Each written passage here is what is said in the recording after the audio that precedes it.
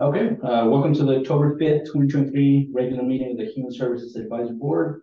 I'm calling this meeting to order at 6:01 p.m. on October 5th.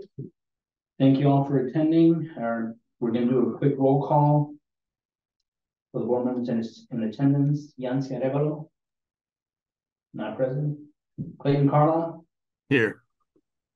Sharif Assis here. Monica Gonzalez. Okay. Joanne Parsons. Here. Gloria Quinn. No. Courtney Welch. Here. And then Mariana Zamora Nandoy. Okay. We have a quorum of 7 voting members in attendance, so we do have a quorum of 4 or more. So we're going to go to item number 3, citizens comment period. Staff, if anybody present in person, online, or by phone wishing to speak during the citizens comment period. Okay, I guess I'll throw it out there. Do we have anyone who wants to speak as a member of the community? So we have a number here that I don't know who it is. This one is trying to be a speaker. Okay, perfect. So we're going to move on to the minutes. The minutes are still not yet available for the September meetings, so we'll approve those minutes at a later meeting.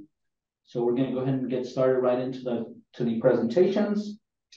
We're going to receive a 5-minute presentation by each applicant agency for each program that was listed on this evening's agenda. Each agency will receive 30-second warning of the 5-minute time limit is approaching, but the time limit is a little bit flexible. Each presentation will be followed by a question and answer session of 10 minutes between board members of the agency regarding the program, application, and any questions we have. Members of the public are welcome to listen to the presentation, but will not take part in the discussions or the question and answer session. Each program will receive 15 minutes total for the presentation and question and answer session. Since I'm a voting member of the board, I'm going to devote my attention to listening to the presentations and discussions. So Carol's going to facilitate the discussions and keep track of time. Carol, go ahead. Okay. And I think we have a hand up. I'll go ahead and allow you to talk before we get started. So Cynthia, question? No, I don't. Oh, I'm sorry. I touched that, but I don't have any question. I'm so sorry. Okay, so I'll need you, like you're up next after this presentation, so I'll need you to accept being a panelist. Okay, perfect. Okay, thank you. Okay. For the record, we do have Yancy Arevalo here all these, so Gloria. And Gloria did Gloria have one? Oh, she was here. I go to her really quick. Yeah. We're gonna go ahead and get started. Okay. First up for presentations is BCL of Texas, and they are presenting on their Homebuyer and Financial Empowerment Development Program. And I believe it's Jamie Kirby who is going to be presenting. Yes, thank you. If you wouldn't mind letting me know if I'm sharing the screen. You are. And then just tell me when you want me to start. Okay, go ahead and get started. All right. So, good evening, Human Services Board. Get that out of the way. Pardon me.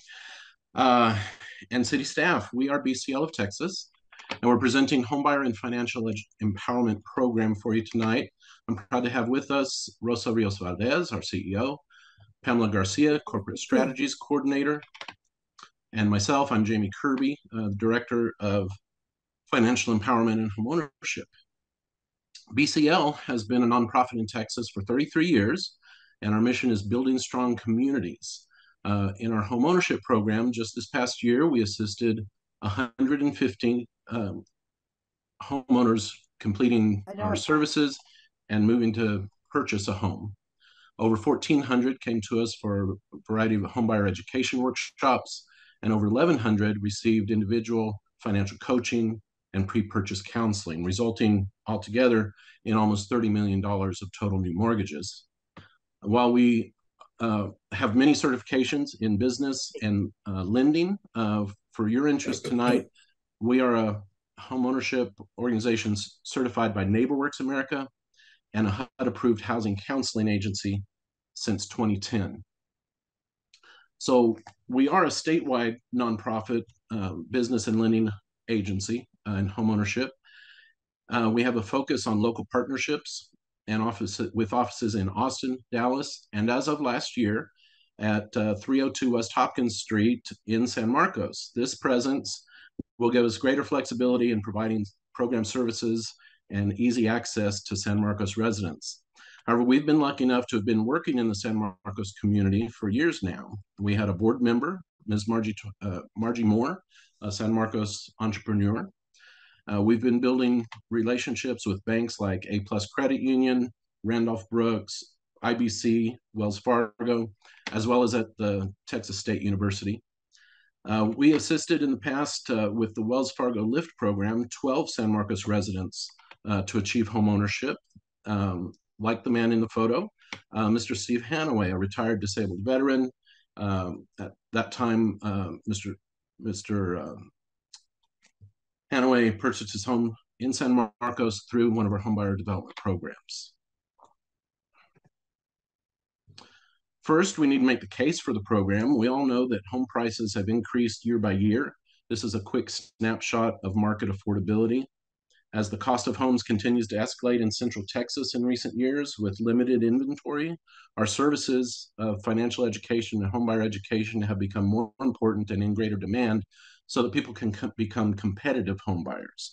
One reason why one-on-one counseling is effective is we show clients how their debts affect their credit and their ability to qualify for enough of a mortgage to afford homes in this market, and how to safely sustain their mortgage payments over the years.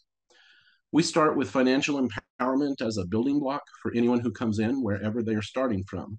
Homeownership is most clients' goals. While some are nearly ready, others need improvement with credit. They need to review personal budgets and form positive financial habits. With our financial empowerment program, our coaches can break down negative financial issues for clients so they can find ways to improve their situation, which otherwise might seem overwhelming. BCL's monthly personal finance workshops will be open to anyone. From these workshops, clients will be exposed to additional services from BCL that can move them toward homeownership as well. After reviewing the housing needs assessment from San Marcos's 2020 consolidated plan, BCL proposes to focus on households making between $65,000 and $100,000 a year, or roughly the 80% area median income limits for a family of 4 to 5. Many existing homes are being purchased by investors these days, and we would like to help San Marcos residents meet the city's homeownership goals. Homeownership is still one of the best ways for families to acquire wealth-building assets and improve their long-term financial stability. It improves our communities, our neighborhoods, and our civic life. BCL very much wants to partner with your homebuyer assistance program by helping identify, attract, educate, and develop homeowners. These are a few examples that we can get to in the question and answer period if you like. And we wanted to let you know that our program outcomes, we plan to assist 120 total clients through a variety of means, including our monthly homebuyer education classes and workshops to help develop 24 prospective homebuyers. We know that we'll need to get there through aggressive marketing. To create a homebuyer pipeline, we'll need to create excitement and awareness through partnerships, various methods, including social media. And with that, I know we need to get to questions and answers.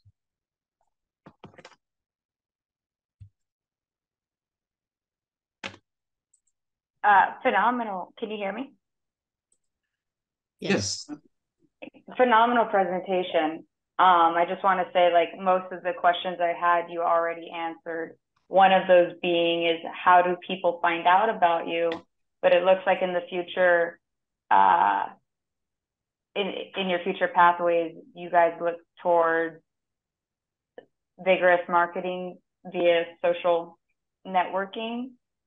Do you also plan to market with your partnerships with Wells Fargo, or what benefits is Wells Fargo giving you guys? So I I'll should go say, ahead and- yeah, yeah, please, Rosa. I can answer that.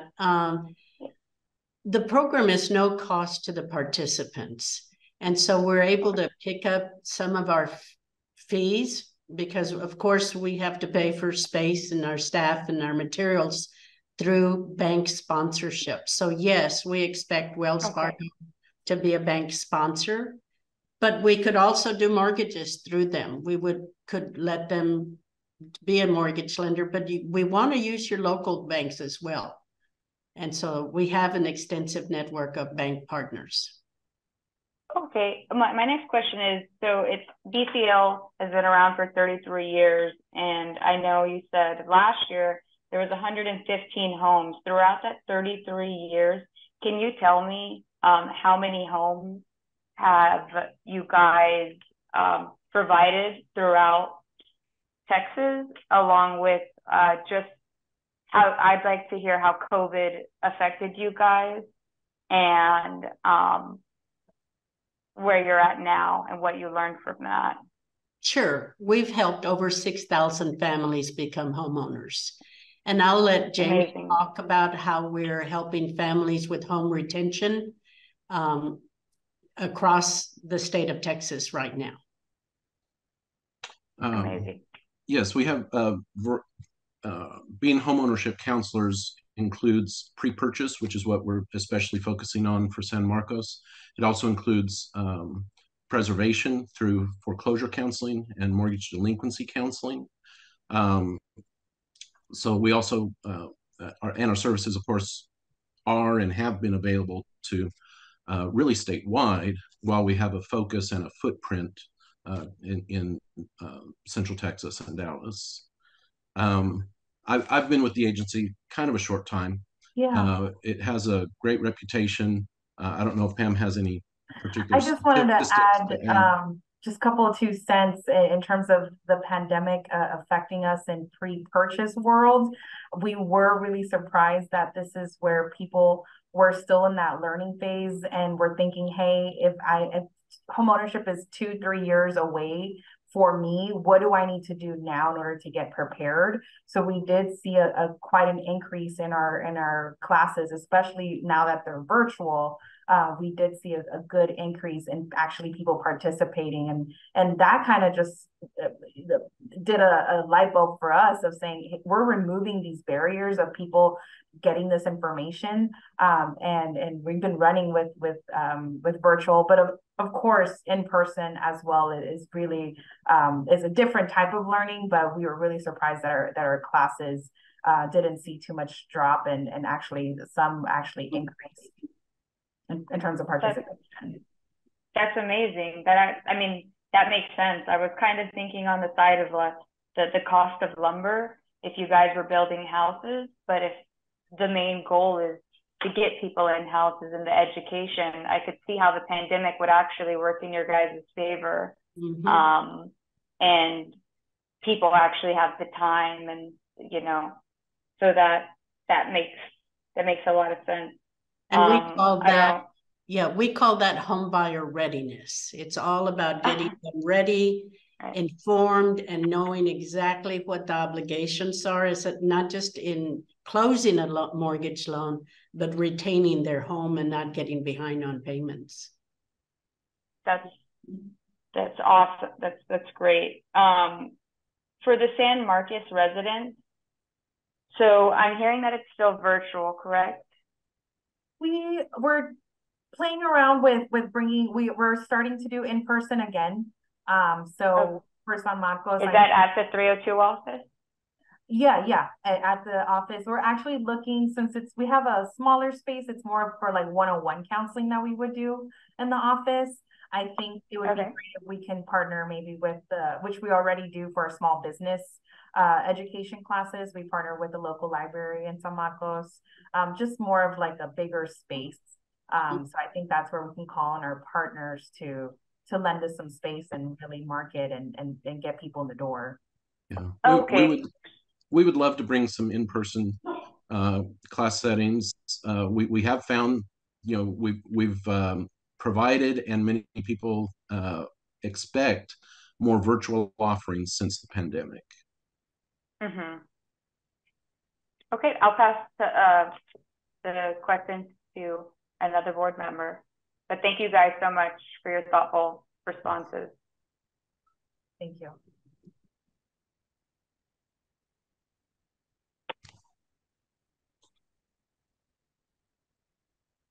Okay, any more questions here?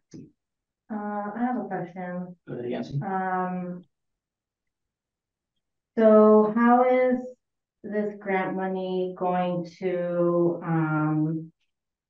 I guess, expand your services? Or is it just more to continue the current services you'll offer? It'll be more focused for San Marcos. I think right now, San Marcos participants can access our program at any time, but they would need to come to Austin, or they would need to go online, or if they wanted one-on-one counseling, that would be, on Teams, or they'd again have to come to Austin. Because we have the benefit of our presence in San Marcos, it's a perfect opportunity. The approach that we take with businesses is we want businesses to be borrower ready.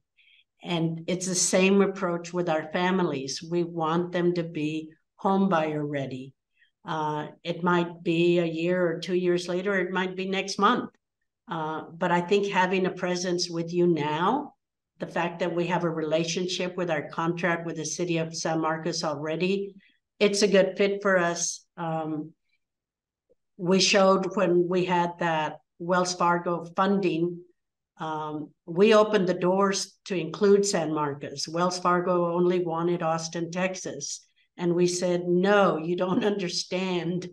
We have neighboring communities that have better inventory. We have neighboring communities that can't be left out. And that is how we're able to get several of your families into these down payment assistance programs. So it's a good fit for us. Right. I love that, because it's also, you're taking into account that San Marcos is valuable real estate, and you can do more here with that dollar amount than you probably can in Austin or Dallas. That's correct. Is what I'm hearing. You're okay, just wanted to make that clear. And I'll repeat something Rosa said, that with this funding, we're going to provide services at no cost to the residents from San Marcos that fall under the contract. Our services, our counseling services are usually free, but our homebuyer classes, the fee is usually $99.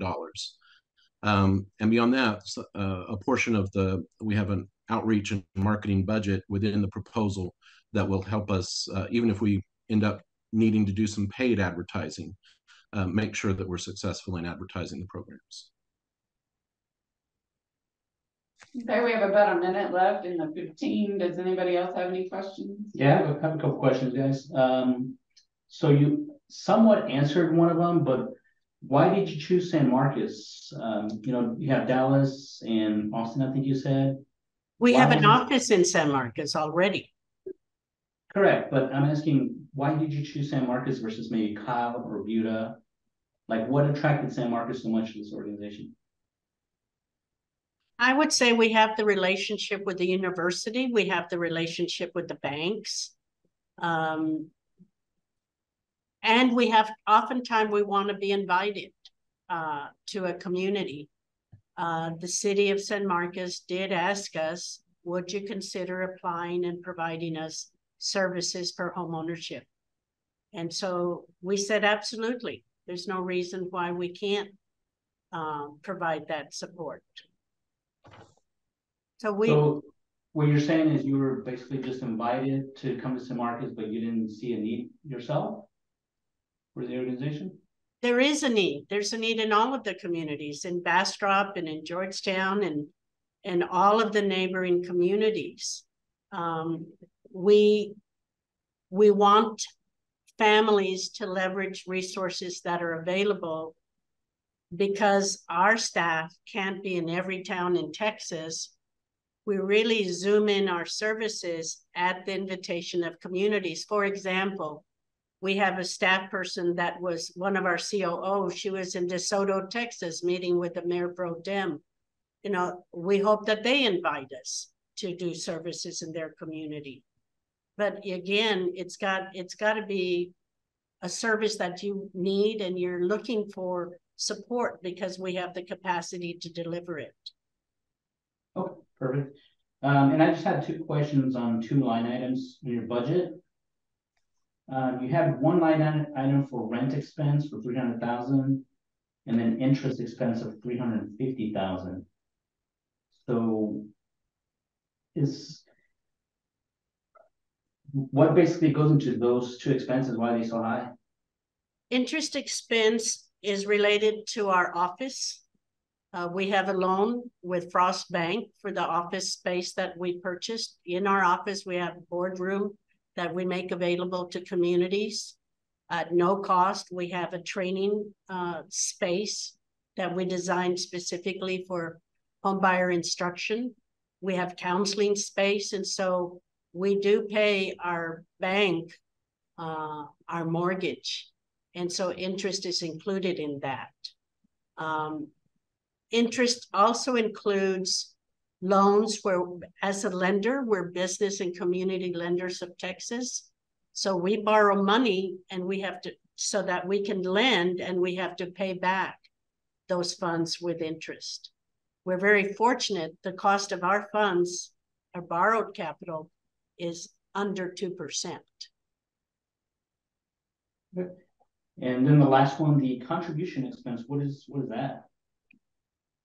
Contributions are the example like what we've mentioned. If Wells Fargo donates $75,000 to support homebuyer education, if Co-America Bank donates $50,000 to support business development, contributions, we're applying every month, about twice a month, for sponsorships so that our families don't have to pay the $99 and they don't have to pay for our salaries.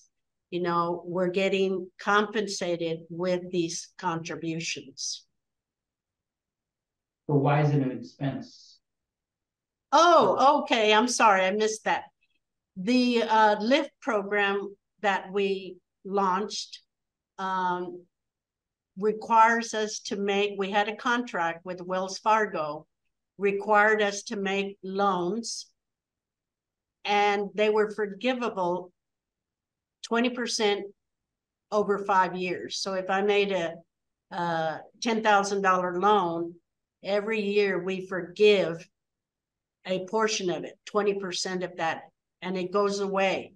It is a donation that we end up making, and that's why it's called a contribution expense. Okay, perfect. Thanks, Rosa. You're welcome. I have one question, and it might be more for us. As far as the letters of support go, I know we received 3 references.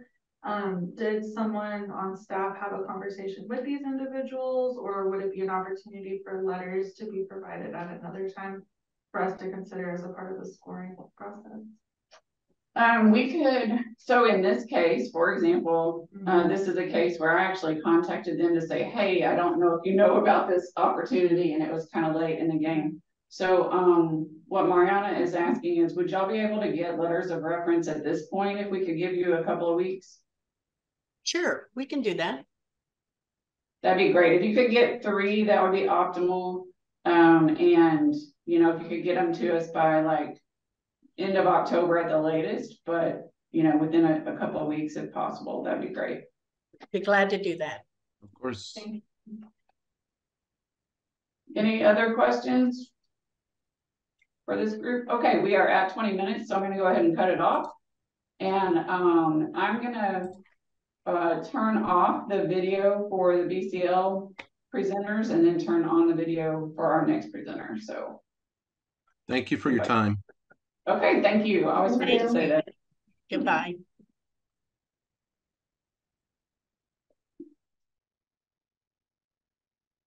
Okay, and then this one needs to go to panelists. Next speaker. Okay.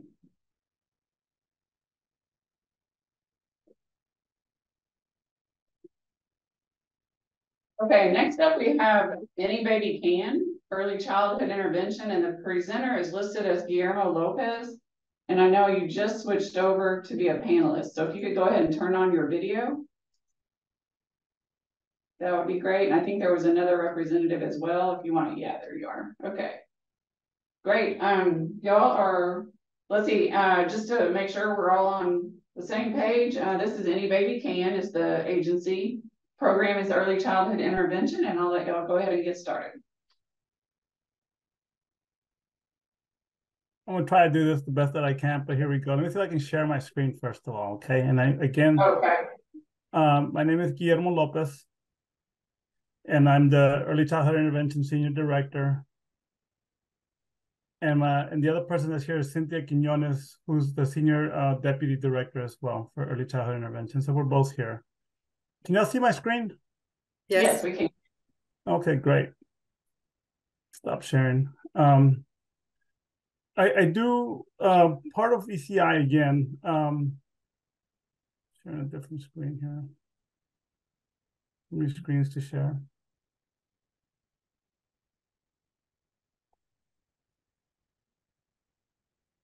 We're a statewide program with the Texas Health and Human Service Commission for families with children birth up to age 3.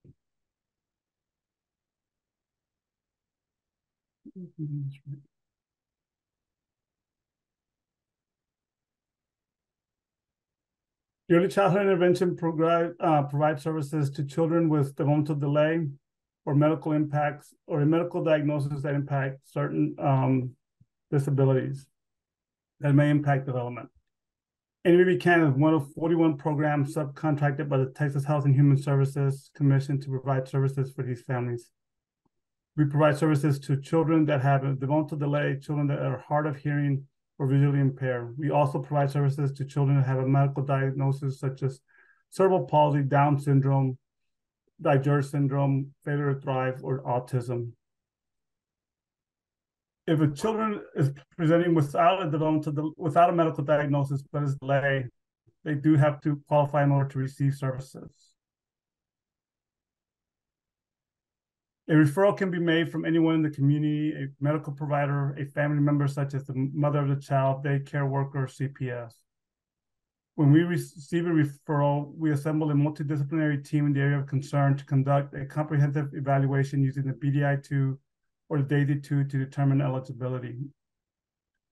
The services we provide is based on the educational model, using coaching techniques to educate and empower families to provide embedded therapeutic intervention throughout the daily routine. We have occupational, physical, and speech therapy. They share their knowledge and strategies to the families at the level that they are at. Everyone learns at a different pace, and ECI providers are aware of that, and thus they teach families at their own ability to acquire different knowledge and intervention skills. This is critical since in our model, the caregiver provides information daily throughout the day. We're also unique in having state credentialed early intervention specialists or EISs that are experts in the coaching parents with activities to increase opportunities for the children to practice new skills. They help with answering parenting questions and strategies to help with behavior concerns as well. We provide services in the natural environment, which is most of the time in the home, but can be at daycare, the park, the grocery store, depending on where the families are requesting services.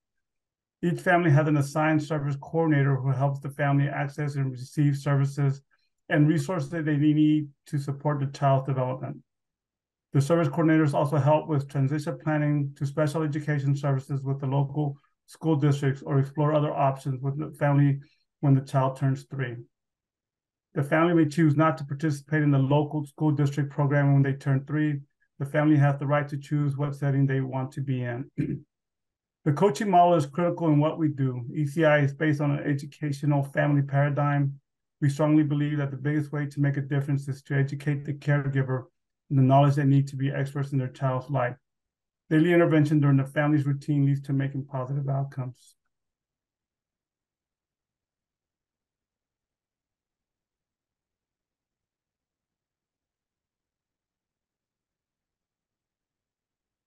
Was that the end of the presentation? That can be in the presentation. I'll take questions. Okay. Yeah, so the floor is open for questions.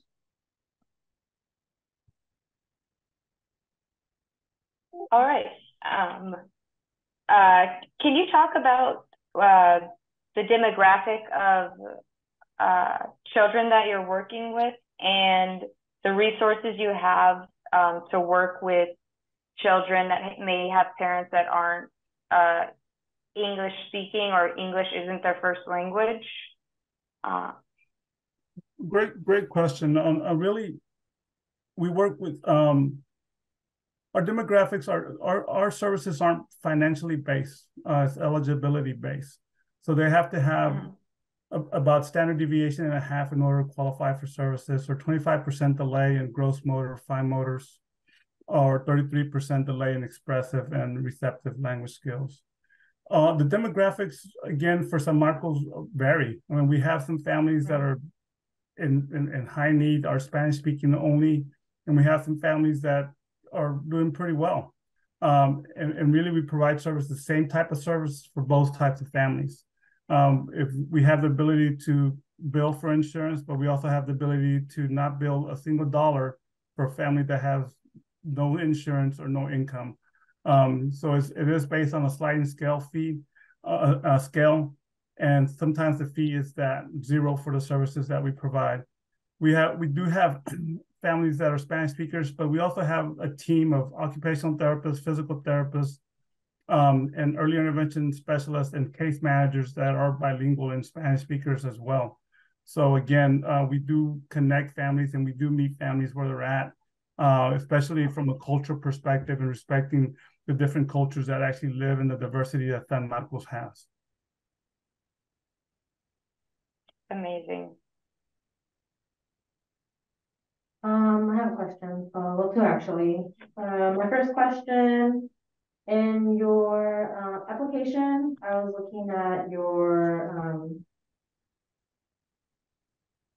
numbers of who y'all serve.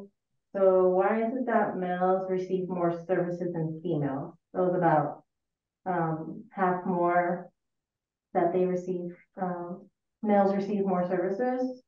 And then how many families does each case manager work with? Okay, the boys or the males to female ratio, again, that's a great way of looking at data. I'm not, when you look at state data, sometimes there might be like a 58% male to female, and I don't know if it's the speech. About 70% of our referrals are for communication or speech delay or behavior sometimes, and sometimes it might be more males that way. But I think it's more reflective across the state on when you break down that demographic. I'm not sure if it's just San Marcos that represents that. Okay. On the case, and again, we provide services for ages 0 to 3. So, we do get babies from the NICU. We do get babies that are feeding babies. And, again, that's just going to be pretty much state average. But there's nothing that we've seen in San Marcos that you would say males are more delayed in San Marcos than females. I think that's just, when you look at state and probably federal statistics, they probably is kind of reflective of that. The case managers have a caseload of 25. Is what they can handle. So we probably have about 160 families in San Marcos that we serve throughout the year. So again, we can have up to 4 to 5 case managers. I don't have the sufficient funding to hire one more, which would actually meet the need. But we do what we can with the funds that we do receive. Thank you. I have a question. So let's say that a child ages out, for argument's sake, at the age of 3, right? And they still need more nurturing, some more care. Do you guys refer to other programs, or what would some steps be that you take from there? Yes, we're actually housed at the Village of San Marcos, and that they also have that's where the community action is housed as well in WIC. So again, resource linkage is critical for what we do in the community and working with our partners. Sometimes they might be in our program and we still want to get them an early head start, but let's say that they don't have early head start. If they're eligible to receive services at the school system, we transition them at 27 months to the school system So when they turn 3, they actually start receiving services at the school system. We're under Part C of the IDA, and the school system's under Part B. So, but let's say that the parents choose, nope, I don't want him to be getting special needs services at the school district or be an early Head Start or Head Start. Then we find other avenues or other providers that can provide services such as occupational therapy, physical therapy, or speech therapy. And it might be a private home care, or it might be a clinic that they can take the child to. Thanks for that info. I have a question. As far as record keeping, how are the parents receiving the information throughout the process of their child's care? And how can other providers access that? How easily from you guys? It sounds like, or correct me if I'm wrong, if you can tell me how many people you have on staff right now. We have 62 people on staff for the agency itself. Again, we do provide services in Travis, Hays, Blanco, and Llano counties. But for San Marcos, we have 5 early intervention specialists, 2 speech therapists, and 2 motor therapists providing services to San Marcos that are designated for San Marcos only. So how do they talk to each other? And then how do they get those records out?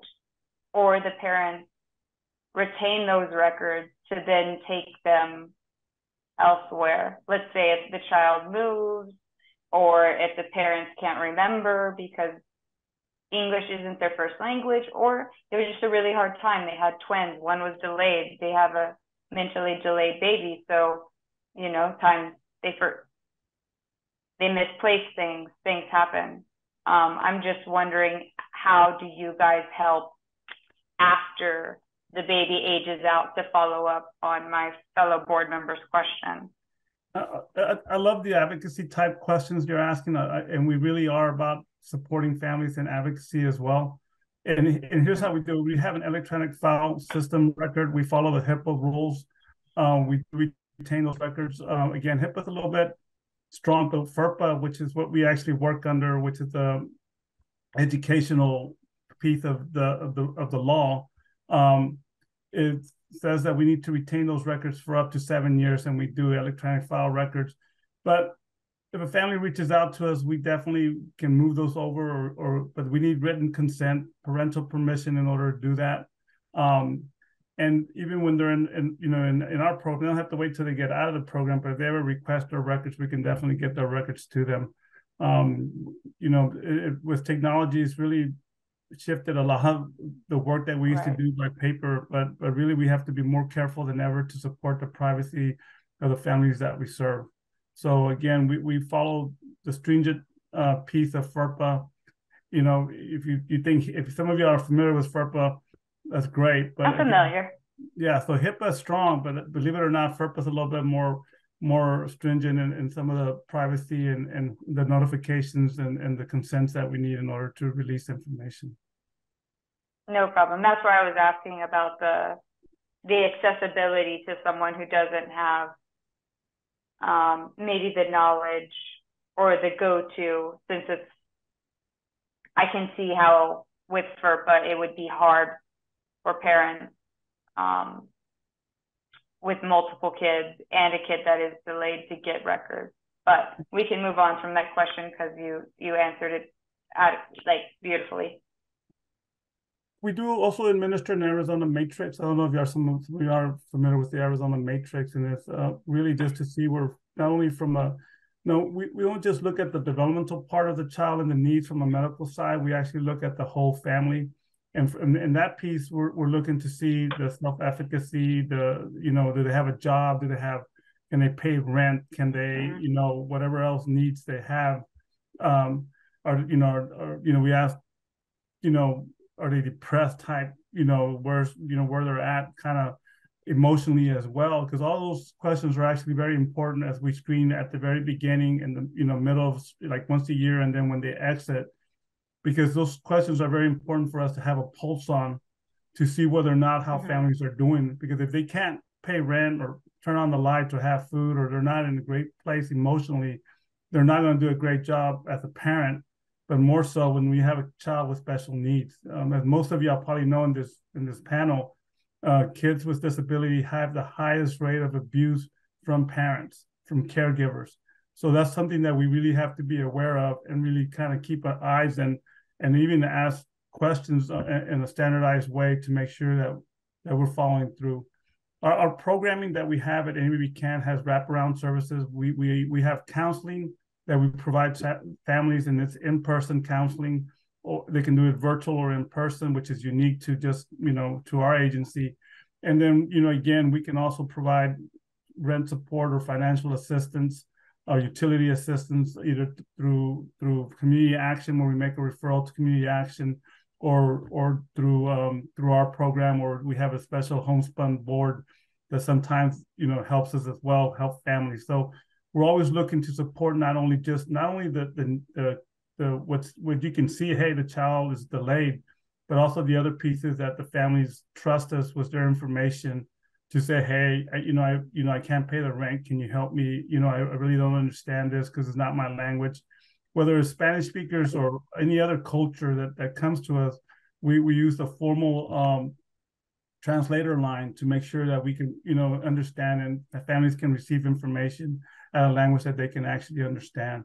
Because that's, again, when you look at advocacy and helping families, advocate for themselves, that's what we're really about, is teaching families how to provide therapy services to their own kids throughout the day.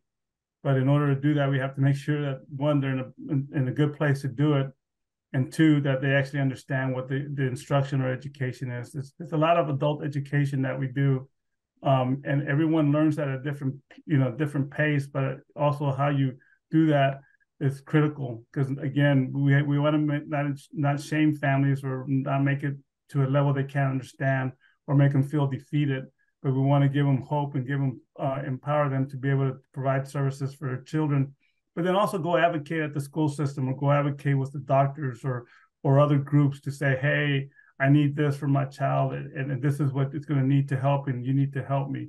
So that's part of what we do at NBB Can. Okay, we are at 16 minutes. Does anyone else have any questions? Go ahead. I have a question. So, do y'all provide those initial diagnoses for families? Or if not, if a family needs help, whether financially or just finding a resource for that initial diagnosis, like, how do y'all handle that? But I'm not sure I understand the question, but I think here's what I'm understanding. You're saying, like, let's say that a family needs further assistance by a specialist and they need to be seen, but they might not have medical insurance. How do we handle that? No, I mean, maybe I'm confused too. Do y'all do the initial diagnosis, like, for them to be eligible as part of your program? Whatever medical. I think the schools do it. The schools I do think it?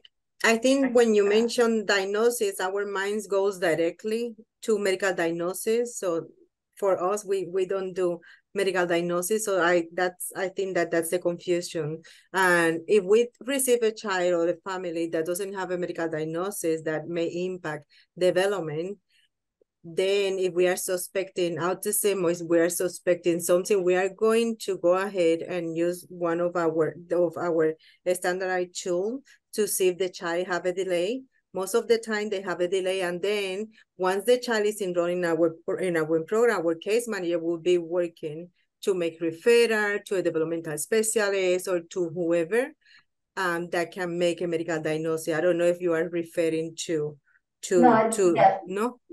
You answered my question. So I think Okay. what you're asking is, who's going to pay to go see the specialist that makes that? Let's say we need to see a developmentalist, and they need a diagnosis of autism in order to get ABA, but they might not have the funding or insurance to do that.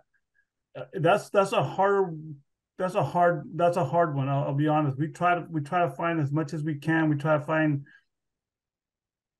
donors. We try to find support. We try to get physicians to do it pro bono, to make sure that we are able to help families. We look to see some cities do have some kind of financial assistance for families that are not documented, and we try to make sure that we help them with those applications, so then some of those cities or counties can help pay for those services or those evaluations. Thank you. But we don't have a pot of money that we can pay from. You know, we do try to find we try to find what's available to the families to help, and when they can't, sometimes we do have to ask donors to see if we can find someone to help us with that.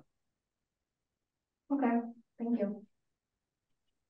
Does that answer your question a little bit? No, you did.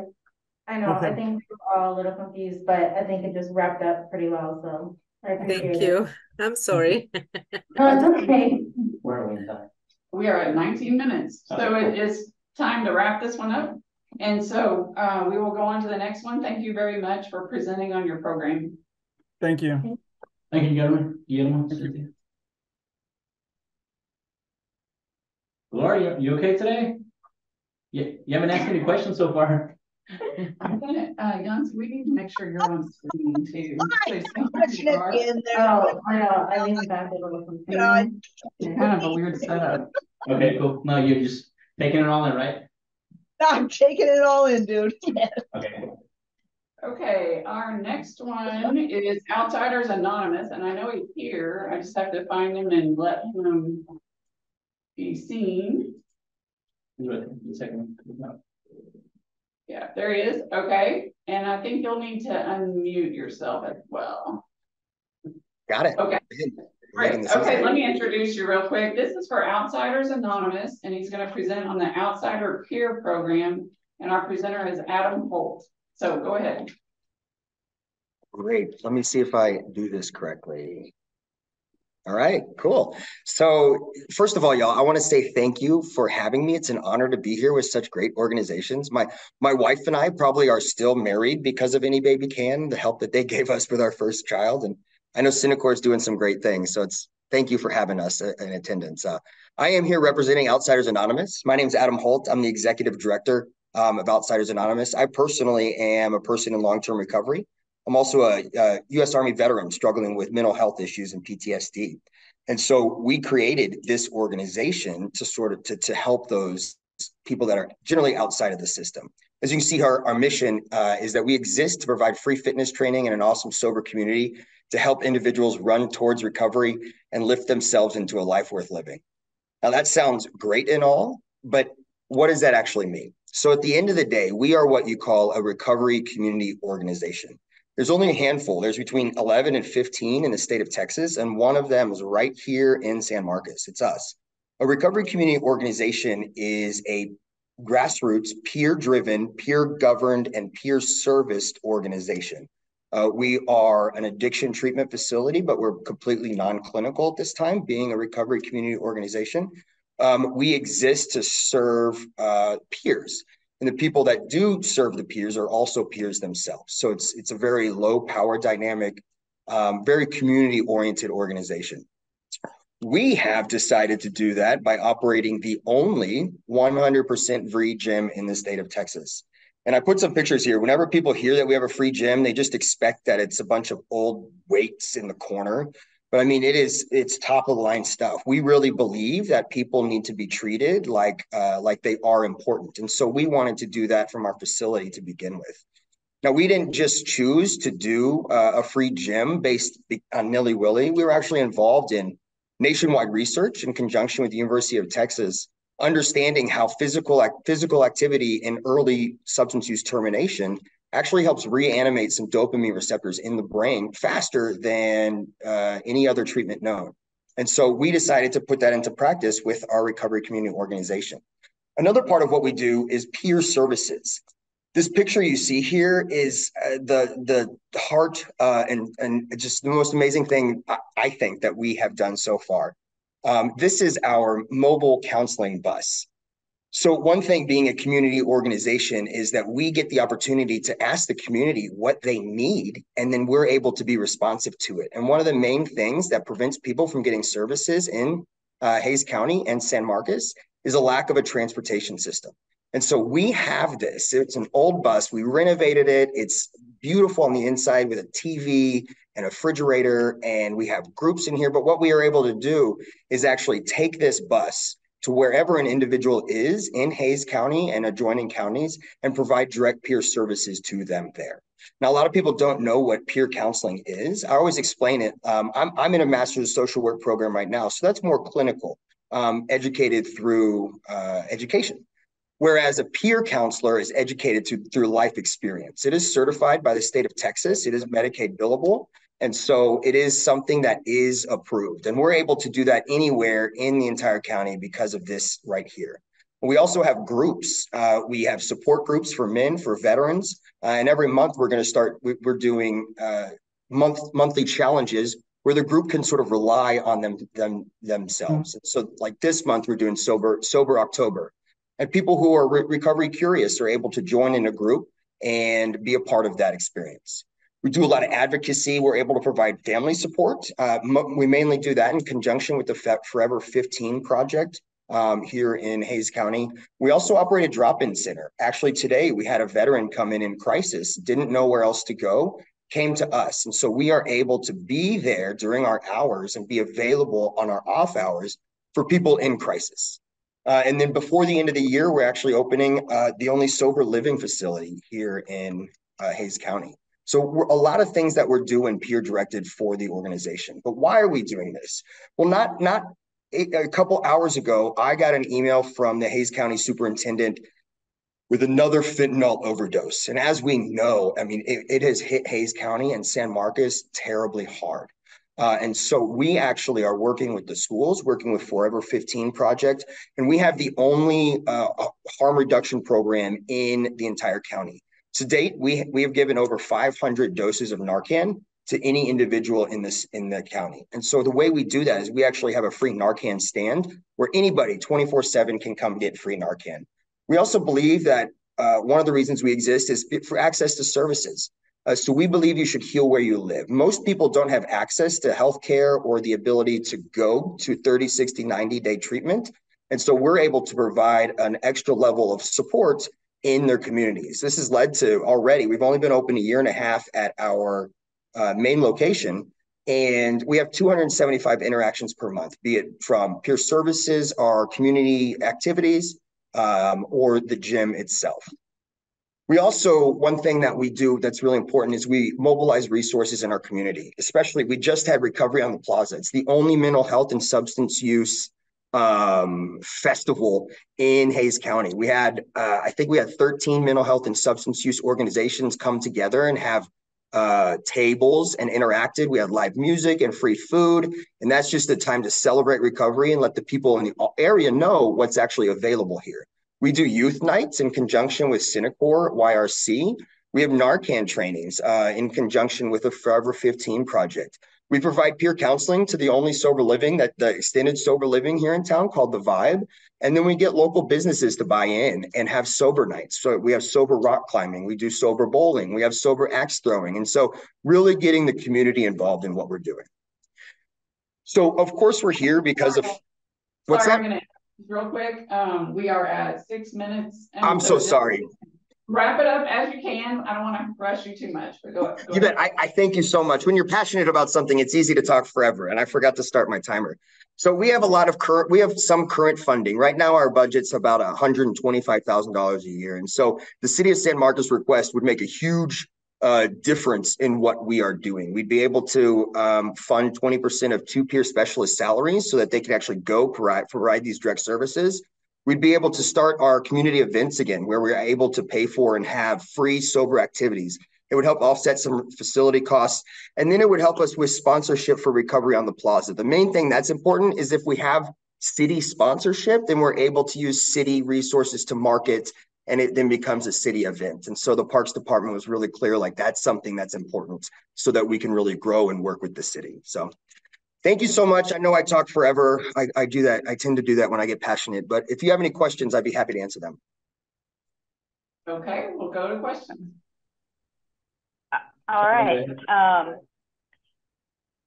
Anyone want to go before me? I just started I just started the trend of me going first.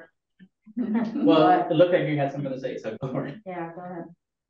Okay, no, first of all, Adam, I wanted to thank you for being transparent with your struggles, and how that drove you to help your community. That's very commendable. Also, I just wanted to give you a high five, because I don't know if anyone else heard in that presentation, but there's a lot of firsts that this peer program and Outsiders Anonymous has brought to San Marcos.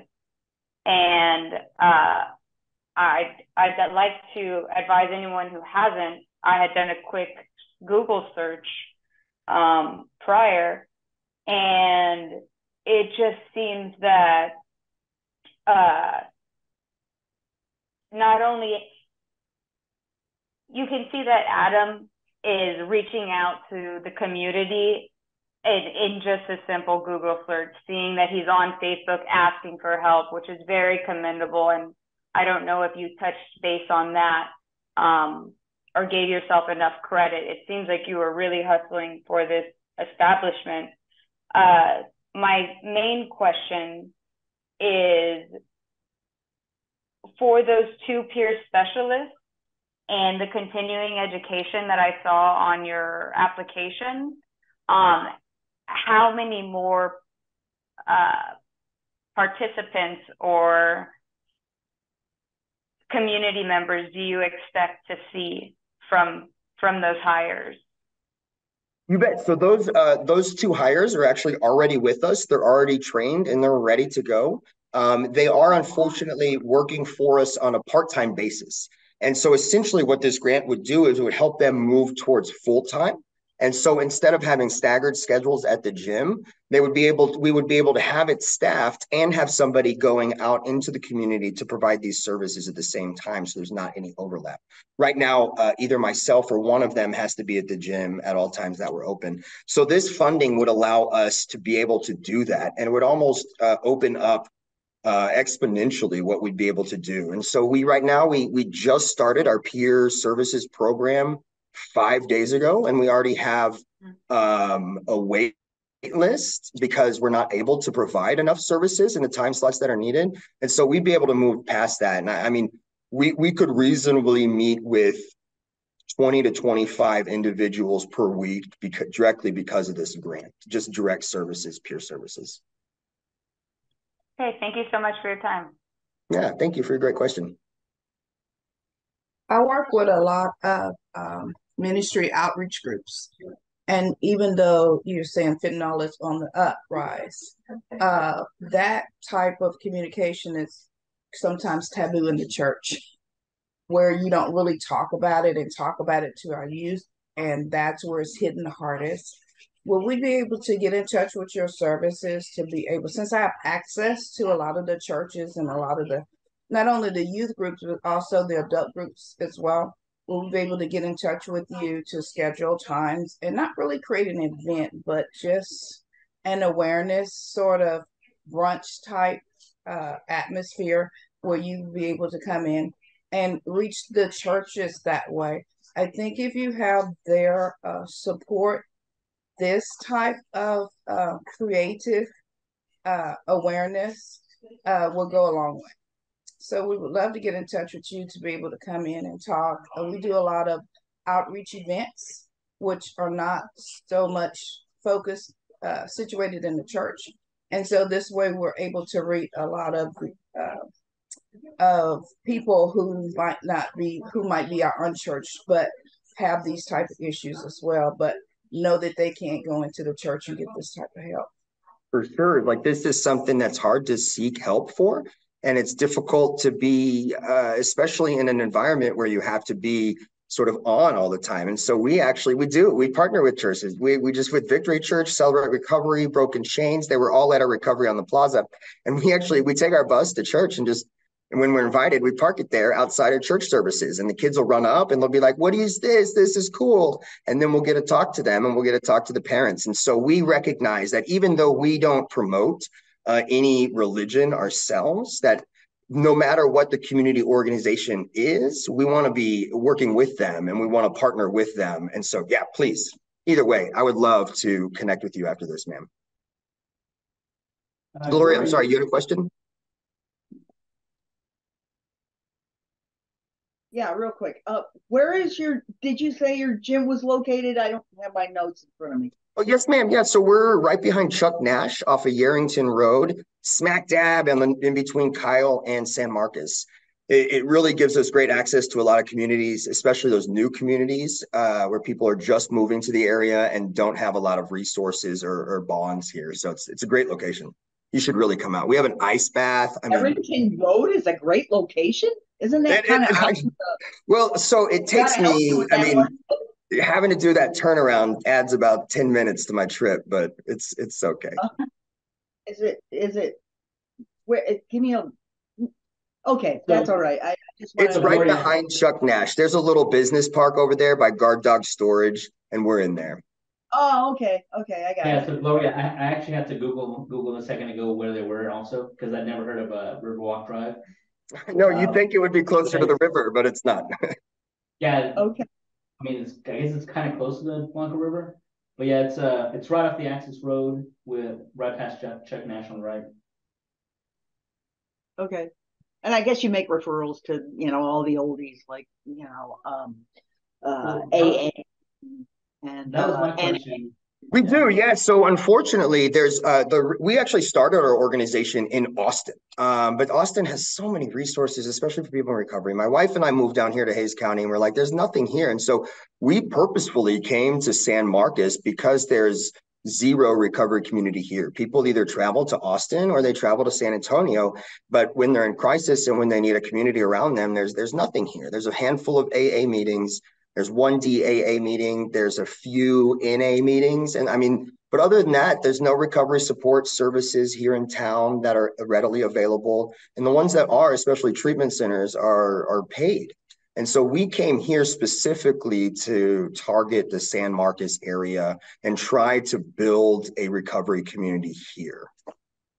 Mm-hmm. But yes, we do referrals to the organizations that do work. We actually, so when someone, we have youth night with Synacor, and so we'll actually send referrals over to them. We do youth peer counseling, but they do it better, and so we let them. With Synacor AIM, when they finish with their program, they'll come over and they'll actually work with us. And we have treatment centers that when they get out, they come see us for peer services. And so both ways, yes, we work with a lot of organizations.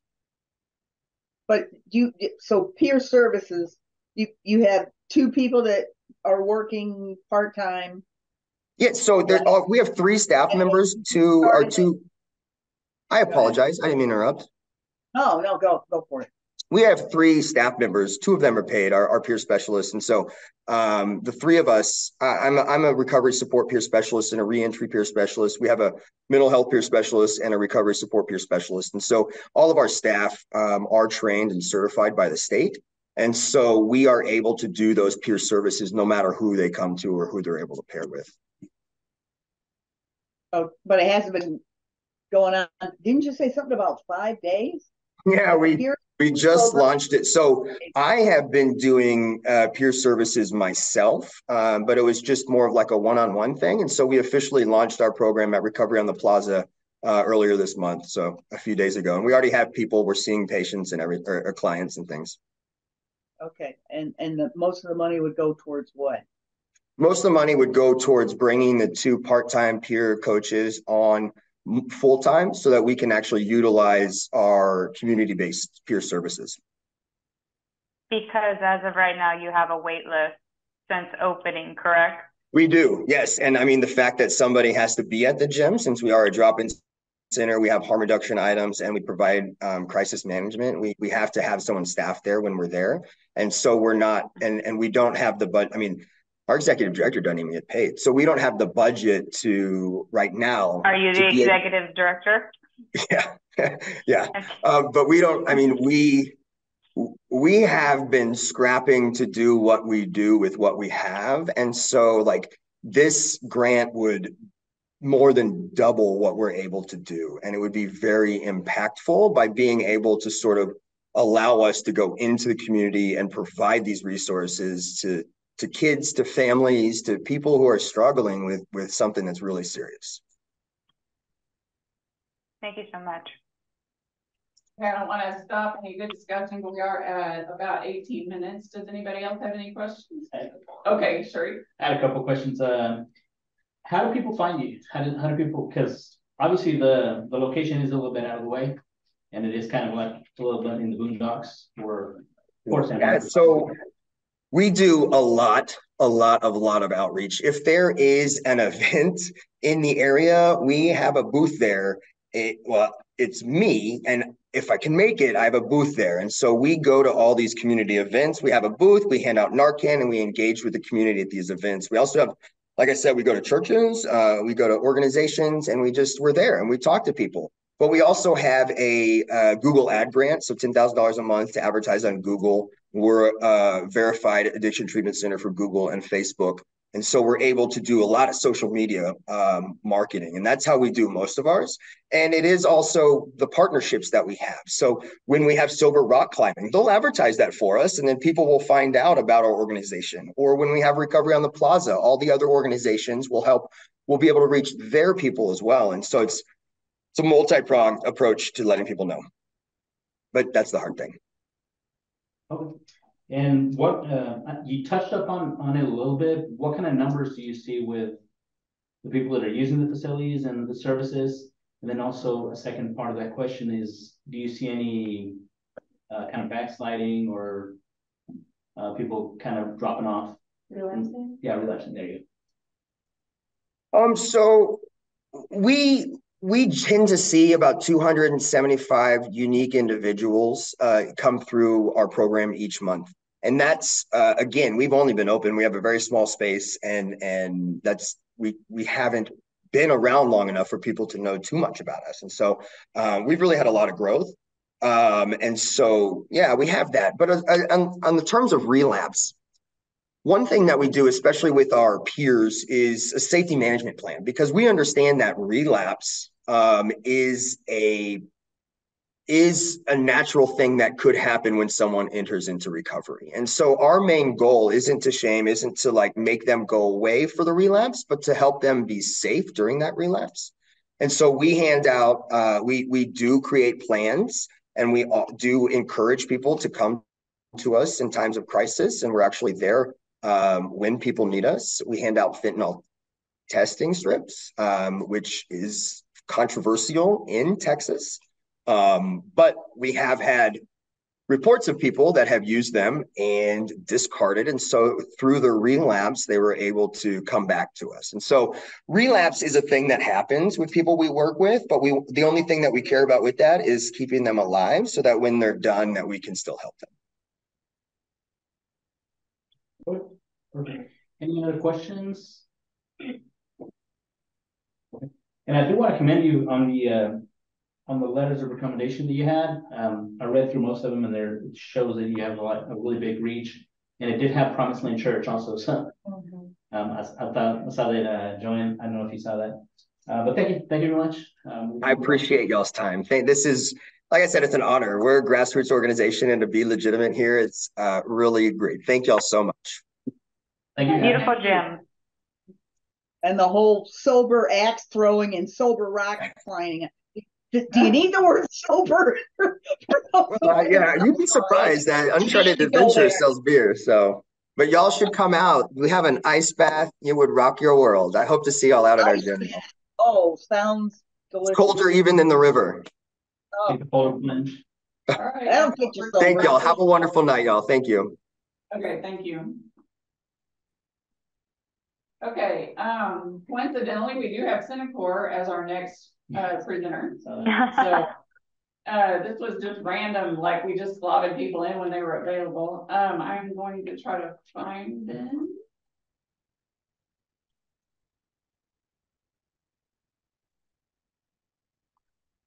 And our first one is prevention of substance abuse, and the presenter is Carla Merritt. Here I am. Can y'all see me? Yes, and I'm gonna go ahead and let me think. Who's the next presenter? Are you gonna present for youth recovery community as well? I am, Carol. I'm gonna present on both because I am the Synacor Prevention and YRC director. So I'm going to present on both tonight. So okay, absolutely. great. So first off, so we'll have separate times for each one. So the first one is prevention of substance use. Yes, and I have to tell you, I'm smiling after Adam's presentation because he's one of our amazing community partners. We have many, and we were at Recovery on the Plaza Saturday night, and it's such an amazing event, and we just love working with Adam. So I'm just smiling about that, y'all. So, and let me see about trying to figure out here. I'm gonna share my screen, y'all. So let me see where my button is. Here we go. Let me share my screen.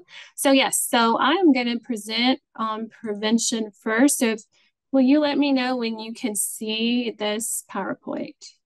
Yes, we can see it. Okay, wonderful. So we're going to go from kind of what I consider the backside of the continuum of care with what Adam is doing, and we'll talk about YRC after this, which is our backside of our continuum of care, to the front side.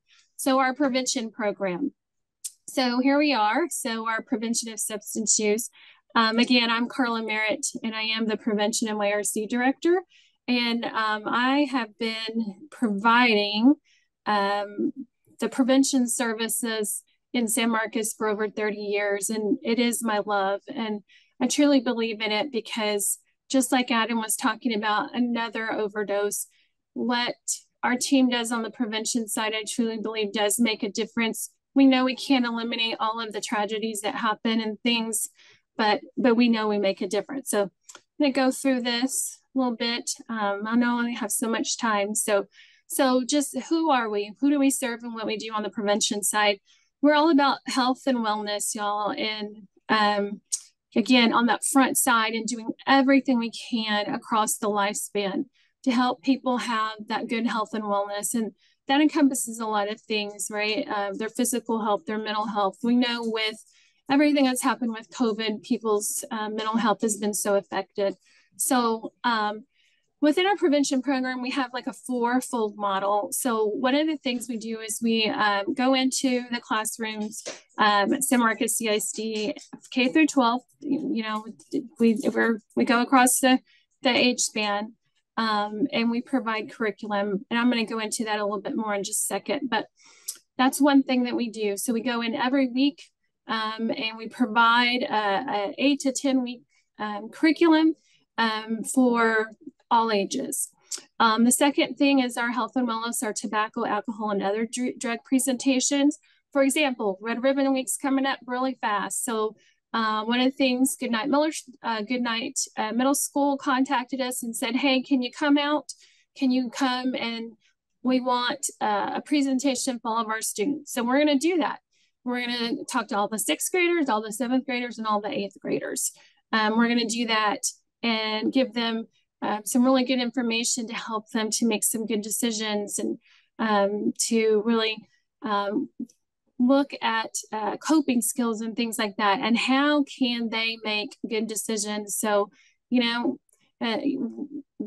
we don't have as many tragedies as we do. So the other way is we do what we call alternative activities. So we go in, we work real closely on with Boys and Girls Club, the Housing Authority, Parks and Rec.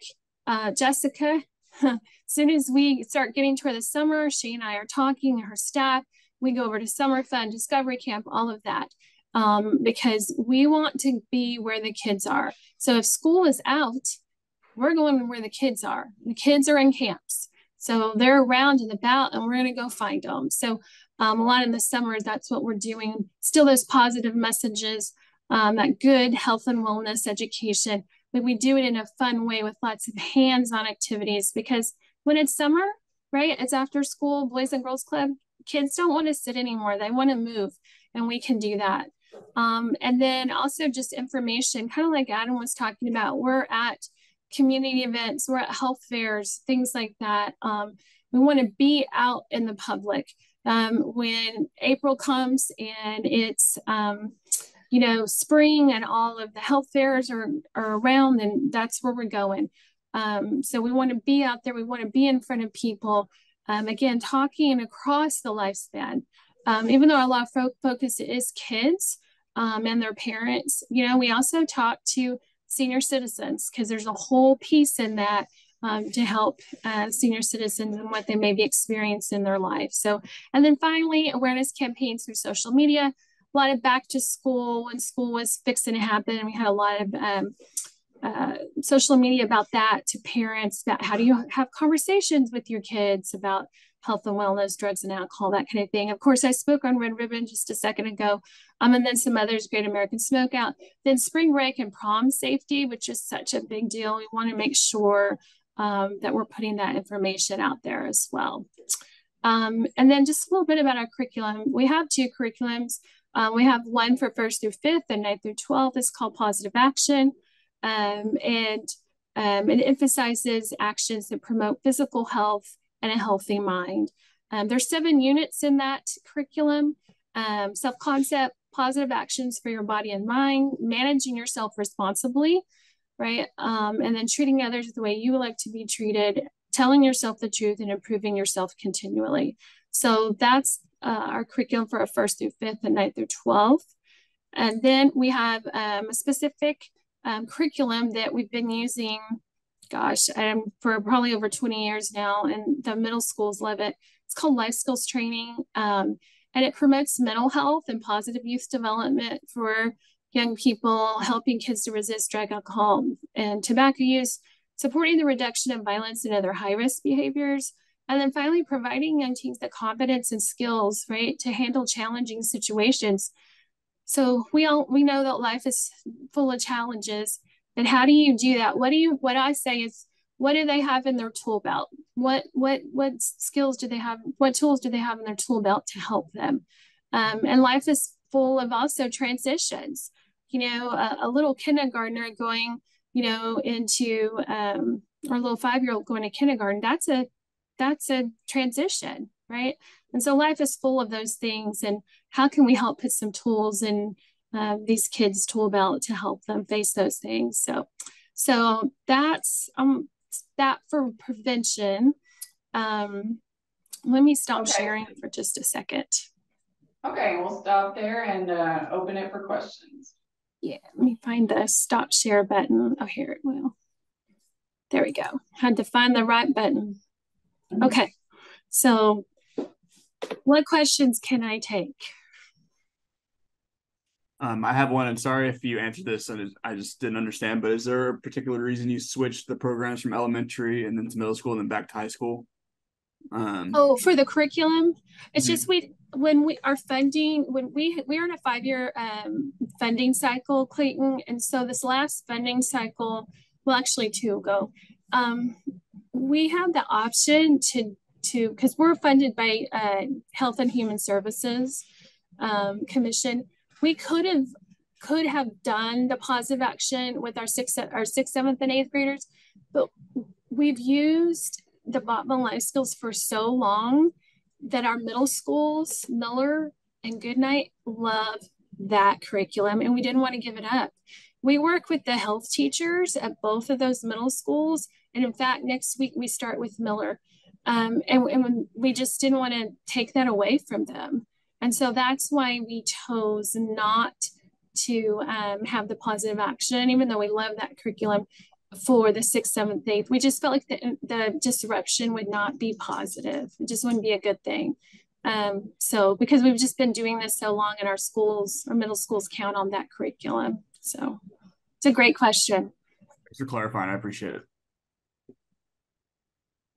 How do you measure what is like more favorable? Is it just one of those things that you can just see it, it's obvious, they're more engaged?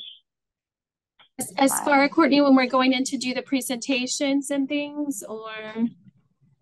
No, just to follow up on Clayton's question. And you said that the middle schoolers, you didn't want to disrupt the programming. Right. Even though you love the other program. It sounds like it wasn't like an outcome source thing. It was more of just like a preferential thing for the kids, which I totally agree with. Like, that's the right way to go. But I'm just wondering, how did you know the kids liked it more? Right. Sure. That was my question. Sure, Courtney. So two things. You're right. You know, I mean, you know, like engaging kids can be challenging, and you know when you're on the right track and when you're not, right? And then also we have to take into consideration the teachers and what their feedback is, because that's valuable.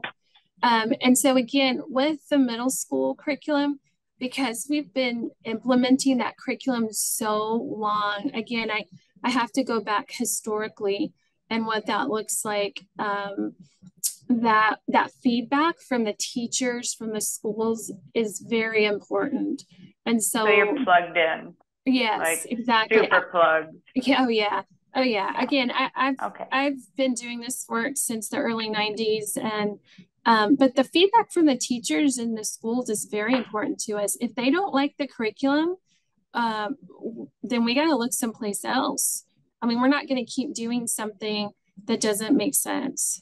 You know, we have options within our funding to change those curriculum at certain times.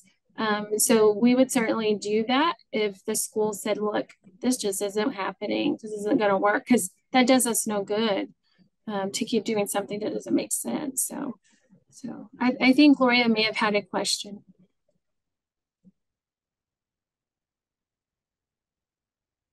Yeah. So where do you provide these services when school isn't in session? How does that come about? When school's not in session? Yeah. Yes, like summertime? Yeah. Yes. Oh yeah. Yeah. So we still like with the Housing Authority, they have their after school program. The Boys and Girls has their summer program. Again, Parks and Rec with Jessica, we're going over to Discovery Camp, Summer Fun. We also go over to Wonderland School and work there. So wherever the kids are, we're going. We just so you work with some of these other programs that provide services and activities in the summer, and you kind of dovetail on what they're doing. That's right. That's right. And again, historically, we've worked with some of these partners so long that it's funny, because about the end of April, I'll start getting emails. Hey, we're starting to plan, our summer camps. Are you coming? Kind of thing. So I have to say kudos to our community partners, y'all, because it takes all of us. It takes all of us to do this work. And just like Adam was saying, there's some overlap there, because we do work so closely together. We have to be able to reach, all that are in the community.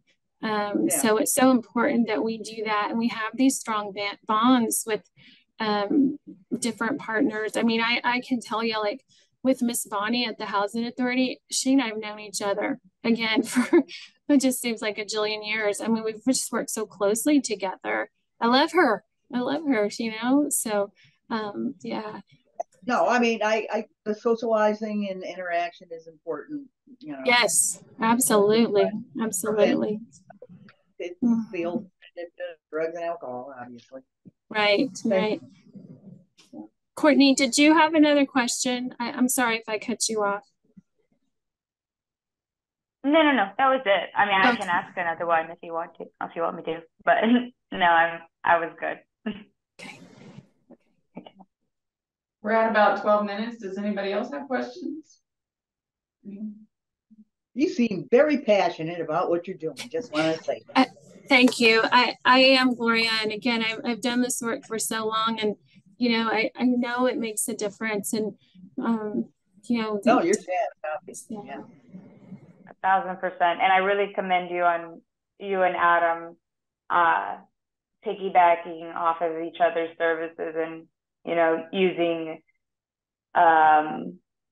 just using each other as resources, even to like find grants just as this one, to share with each other, to help empower one another. Absolutely. And when I talk about YRC, I'm going to talk about that even a little bit more, Courtney, and what that looks like.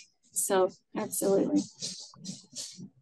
Okay, I think we'll go ahead and switch then to the youth recovery community presentation. Okay. All right, so let me go back here and on my screen again.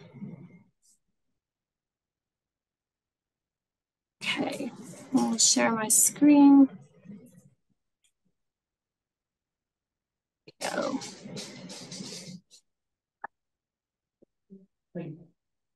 Okay, so now here we go. Here's youth recovery. So please let me know when you can see it. We can see it. Okay. All right. So talking about our youth recovery community, our YRC. Our YRC program is not as old as our prevention program, but still many, many years out.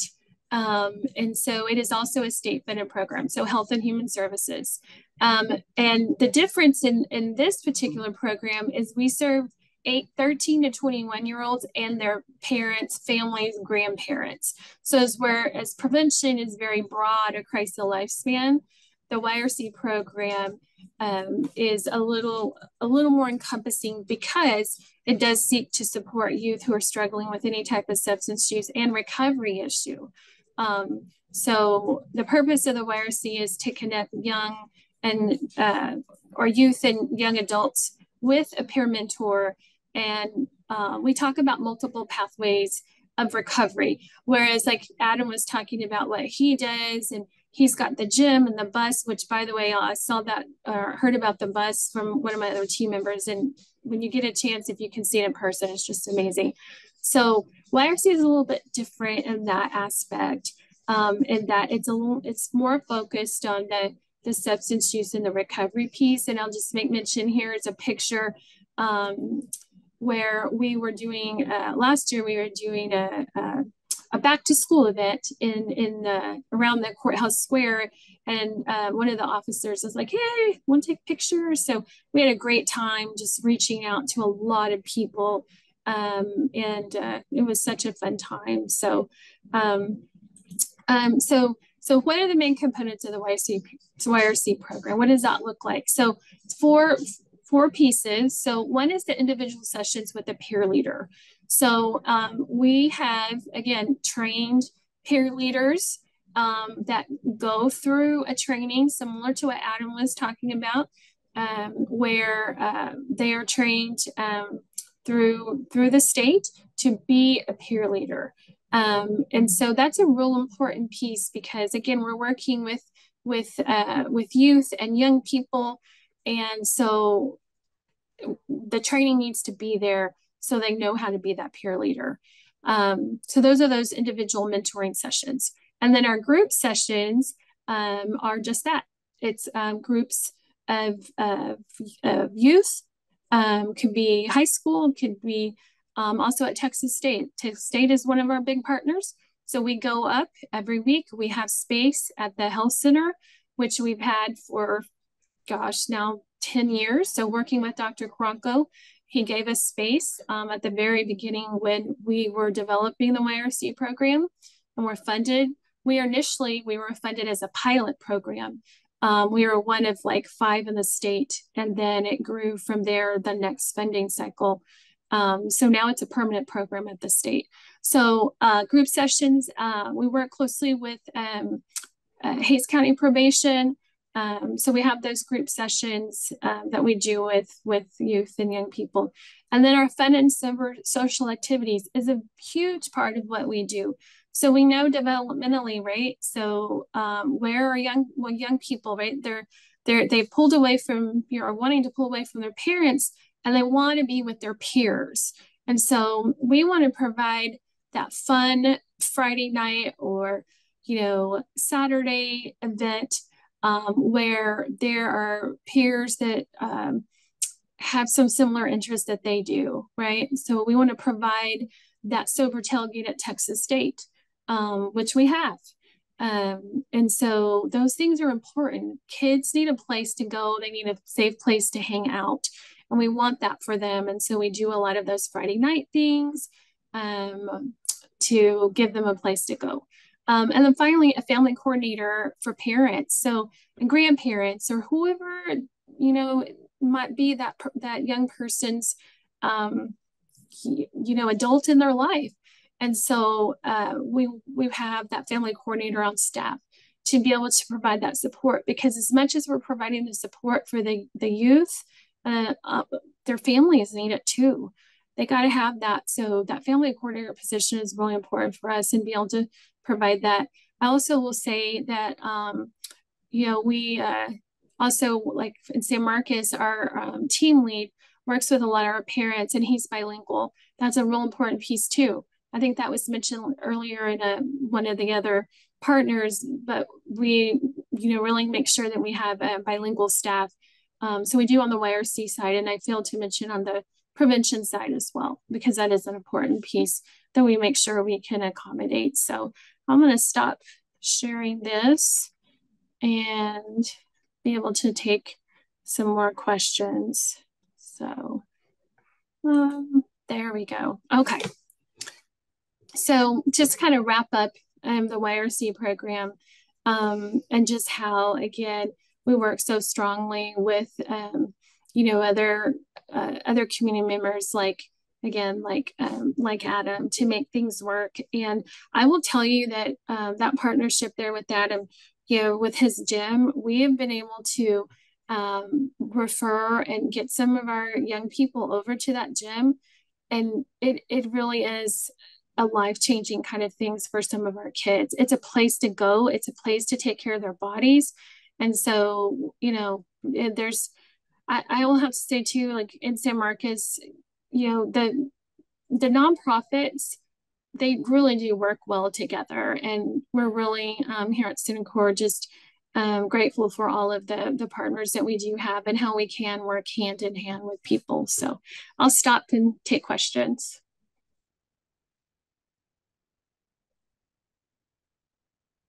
I apologize. I have more.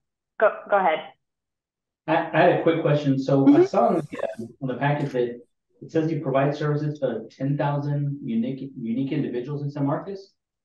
So are you on the prevention side? Yes. So you're probably looking at the prevention piece, and because again, that on that side, you know, it's education.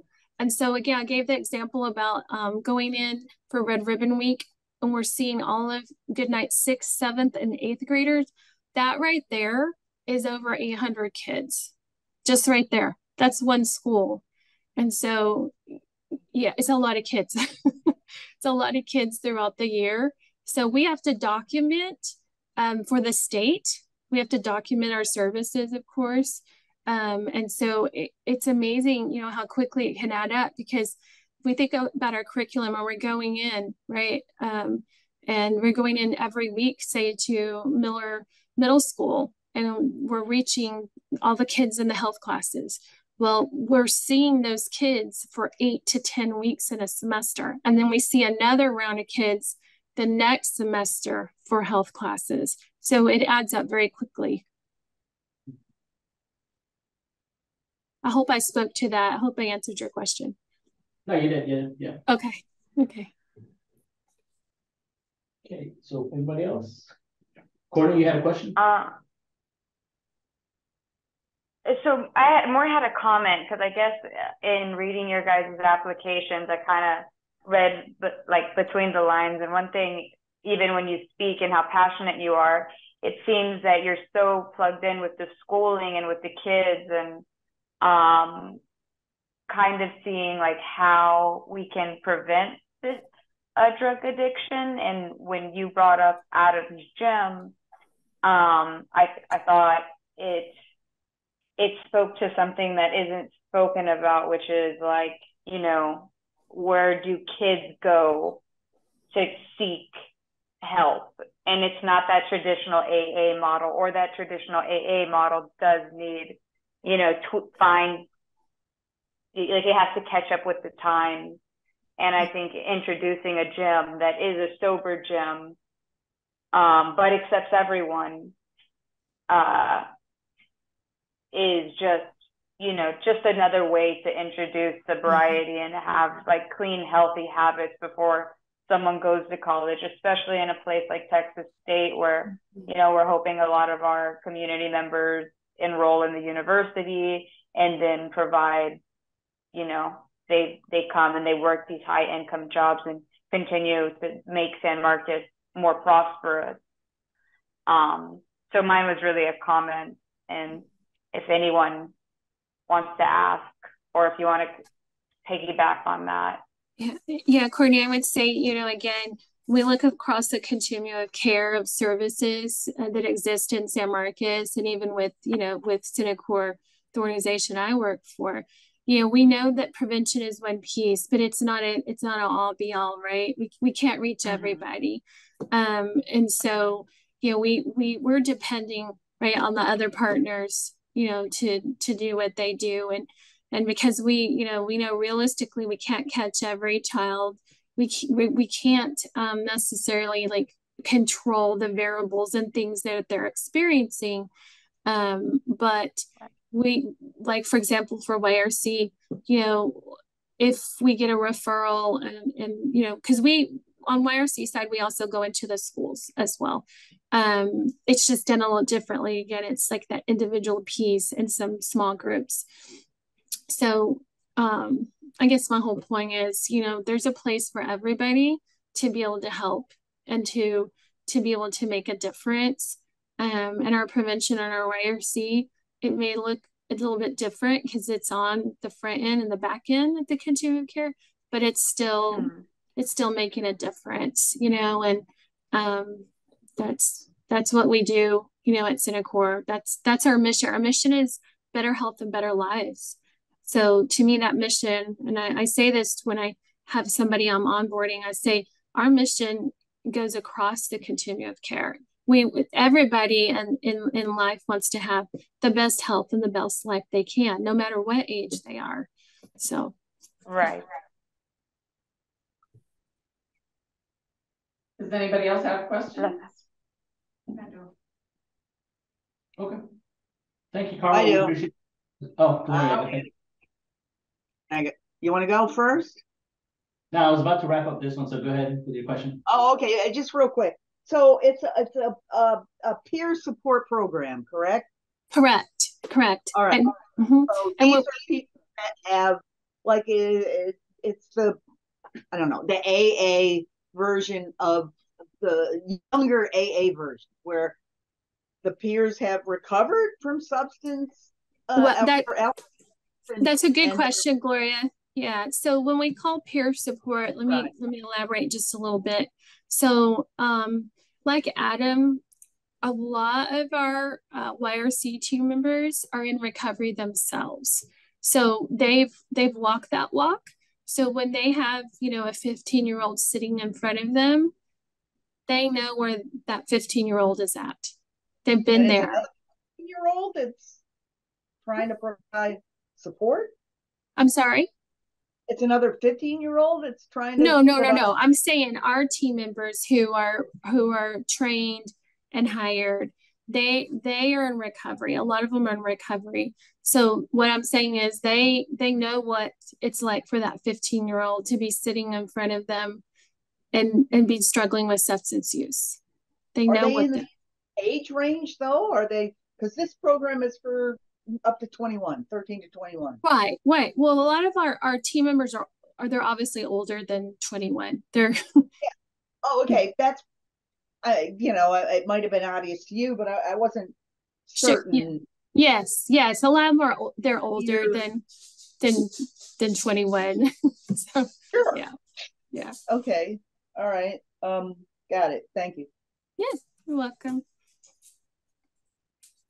We still have a couple of minutes. Does anybody else have questions?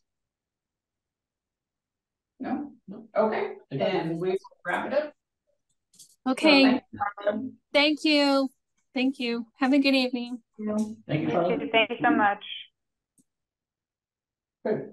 So we're going to go on to item number 6, discussion items. We're now going to hold discussion among the board members and the programs, agencies, and applicants for the purpose of clarification, comparison, evaluation, assessment.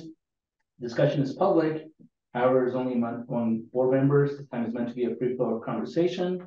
but please keep your comments sustained to allow time for all the board members to share. Discussion is going to be facilitated by Carol Griffith with the Housing Community Development Manager. And Carol, good. Okay, I know we're running a little bit late tonight, so we can keep it pretty quick, but I just wanted to kind of throw out the usual questions. One is what particularly caught your attention, and how also are you distinguishing between these different organizations in order to identify what should San Marcos fund? It's a hard task. And that's actually a great question. As we're getting closer to, how many more meetings we have? For 2 more meetings. 2 more meetings? Yeah, packed with presenters. So as we're getting closer, I'm starting to look at the numbers a lot more. Carol, do we know if we're gonna have 600 plus to? Oh, we do have 650,000. Okay, so yeah, that's confirmed. Actually, I'll confirm it in writing in your packet, so you'll have that. Perfect. Yeah. So I started looking at a lot of the numbers and how we're gonna fund things.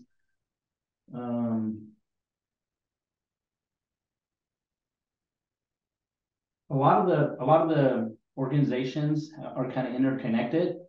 So let's keep that in mind when we're funding one, that they might meet the same type of need that another organization does. So for example, it's not a knock on the Outsiders Anonymous at all. But so Centacor had a really great presentation. Their financials look good. Their letters of recommendation are freaking awesome. And they're only asking for, 15,000 for each of the programs. So I was looking at the Outsiders Anonymous, and they were requesting 50,000. So the more established organization that provided us everything that we need was asking for 30 in total, and they're asking for 50. So obviously they kind of overlap a little bit. So obviously I would think that with Outsiders Anonymous, we don't have to give them as much as we would to Centacor. Does that make sense? Everybody? I don't know about that, only because Outsiders Anonymous isn't getting funding from the Humans and Health Services. Correct. So they're privately funded. So literally right before that guy's presentation, I searched his name, and he is all over like the San Marcos group, asking for local talent to come play for that plaza thing. He's like, really, he doesn't have the resources. And so yes, he's piggybacking off them, but he's doing that out of necessity because he doesn't have money. So no, I'm not saying they provide some of the same services, and we're funding it. Oh, okay. I guess I need to make sure. So I want to jump in. I'm not a board member, of course, but I want to make sure you make the distinction between the age groups. Yeah. So Outsiders Anonymous is serving adults, and Cenacor's program served youth. The children, but her second program served adults. Well, it serves up to 21. Oh. So it's yeah. Programs for under 21 years old. So the prevention subsidies. Okay. Yeah. So both. Okay. I missed that part. Yeah, both of their programs huge. They're a big organization. They have a lot of funds coming in. Not to detract from what they're trying to do locally. They do a lot of great stuff locally. And the what was the other one? The Outliers. Outsider Peer. Yeah. I mean 50K is just to piggyback on what you were saying. 50K is a considerable amount of money. But as you said before, we don't necessarily, it's kind of a new little kind of an innovated kind of thing. You don't have to fund them all of it, but it's kind of a unique. Yeah, I'm not saying not considering them at all. Yeah. I'm saying no, that is an issue. When I know they work together. You won't fund $50,000 worth. That's what I'm saying. Yeah, no. Hey, who wouldn't? But especially a lot of there is overlap. There's a lot of the agencies that work together, and it's hard to kind of figure out where it's redundant and where it isn't. You know, that's been a big challenge for me when I'm looking at the numbers. And how much money did Carol said we have? 600. 650. And I'm running the numbers constantly on everything, and we're going to be pretty close to that without having to do too many. And applied for? No, I guess so what's the total amount applied for? 1.2. Yeah, 1.4 for everybody. But from looking at some of the programs and funding and stuff like that, we'll get to that discussion. But it's going to be a lot easier to allocate it than I thought it would be. 1.4 what? Is how much we're being requested from all organizations. Million? Yeah. Yeah. And we have 650. Yes. Mariana, did you have something that you wanted to say? Only some similar sentiments to what y'all had. I wasn't gonna agree or disagree with what your initial comment was, but other than to say that like the observation or difference is that what Centacor was requesting was only 5% of the match that they need. So acknowledging what everyone else said, that the grant funding they were getting was coming from elsewhere, compared to maybe the smaller funding pools that Outsiders Anonymous has access to at this time. So yeah, I like that they're feeding into each other as well. So if one kid falls out, they can fall in. There is another program somewhere else that seems different. I was gonna mention what stands out to me so far is, of course, like the old and true, like established organizations, but also I'm kind of looking into like what's innovative and also what's evidence-based. And so I did appreciate that. This was my first time hearing about Outsiders Anonymous, and I found it really interesting that it was different from really any programming that I know about. And I'm in the social services field, but also that they had the evidence to kind of back it up. So now, again, we're I mean, the biggest problem is transportation. Having a gym located where they are is, I was confused about that one. You know, where they can make people that need, you know, their services. Let's turn to whatever. Discussion. Yeah, it would be interesting. Okay, moving on. No, because we're. I mean, this is what it's supposed to be, a free flow of ideas. And Mariana was still trying to say something. Yeah. She's a little quiet. That it was interesting that y'all bring up the location, because I would have probably like wondered how do they go about determining their location if they've been in existence for a short period of time, like what kind of research went into determining where that need was and how to best be accessible. So like y'all said, with transportation, don't know if there's like cart stops that go all the way out there, or what other methods of transportation could people access that, because that is a hard place to get to. I think eventually they'll probably move closer to town, but I'm guessing that that's where the cheapest they could get rent, honestly. Yeah, there is a Kyle like Uber program that I don't know if he mentioned it, but I saw it online that Kyle like approved Ubers that are up to like 7 miles, or for Hays County did, and that's like within San Marcos, so you get that ride for free. And so he was blasting that on some post saying like you can get to the gym there and back, you know, up to 15 times a month. And he had like some, again, it was evidence-based, like a statistic with like, I didn't click on it, but it went to like a paper. So, yeah. Well, and the BCL of Texas is new, and they're asking for 41K, so that's fairly comparable. You know, 50. You know, you gotta take a shot. What can I say? And that's something that we're gonna have to kind of weigh. Is like Mariana was saying, some of these programs are brand new, and we as a board using taxpayer funds should not be in the business of starting these helping these organizations start. So yeah, I'm all for giving them funding, but yeah, 41,000 no, 50,000 no. Well, I think I need to interrupt too. I have to look back at our application this year, but we did change some of the qualifications. So they have to have been serving for 2 years. So they don't have, so I'm Joanne's nodding her head. We cut out the ability for a brand new organization to apply. So, yeah. We wouldn't be looking at anyone who does. So no, but these are still fairly brand new. BCL has been around for 30 years. So you may be 33. Whether they're serving San Marcos or whether they're new to the request for HSAB funds. Yeah, that's what I'm saying. That's what they're doing. That's what I'm looking at. Yeah. And that's not out of our realm to consider that though, just because they're new to the service area. Yeah, or just because they're new to asking for HSAB funds. Well, not necessarily.